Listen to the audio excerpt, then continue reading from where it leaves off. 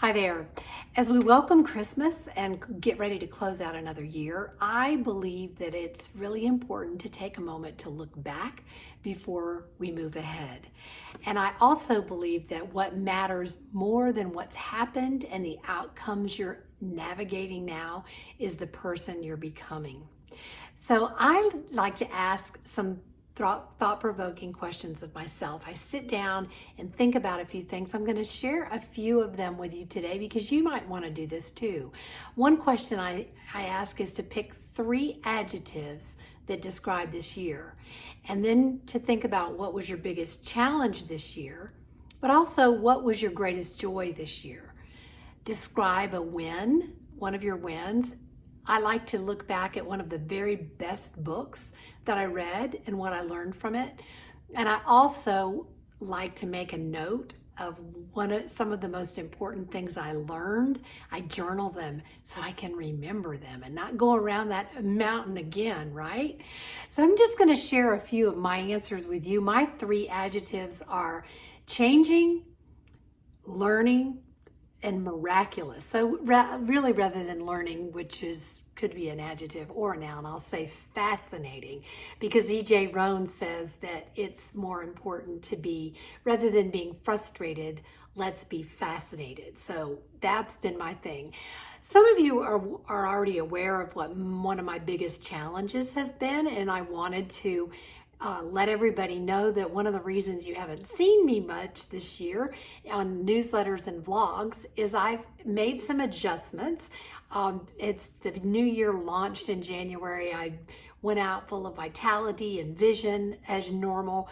And it was just in the second week of January, I got a call that I was diagnosed with breast cancer. Surprise, surprise. That was not on my calendar.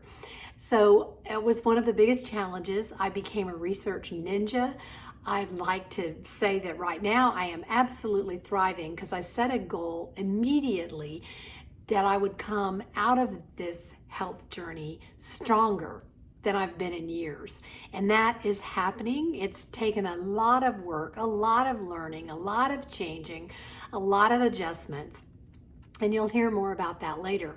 But some of the adjustments, I was thankfully and miraculously able to meet all of my speaking engagements, all of my groups that I lead, my commitments that really were very vital to me, that I kept up with those. But some of the peripheral things like newsletters, blogs, podcasting, those things which I love but don't have to do, those took a nap.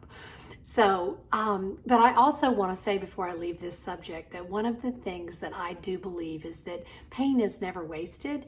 And though I wouldn't have chosen this journey that I've been through, I want to use it to help other people overcome and be thrivers. So if you know people, particularly with breast cancer, that have been recently diagnosed and need to talk to somebody, need some encouragement, want some information, resources, I've got all that now. And I love helping other people with that information. So that part of my journey is really beginning, and I will be doing a webinar of the first part of the year. I'll tell you more about that later.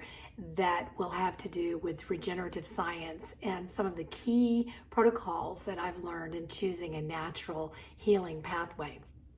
Well, I really want to close with a quote from Jodi Picoult, which I love, that says the human capacity for burden is much like bamboo. It's far more flexible than it appears at first glance. And I think that's true of all of us. I'm not the only one by any stretch. I bet every single one of you listening has been through some real challenges this year. But let's share the victories. I just thank you for being here and being patient with me as I took a break from really communicating with those of you who are so important, and I'm so thankful you're part of my community. So we can truly say, no matter what this situation, as we close this year, that the best is yet to come. I'll talk to you soon.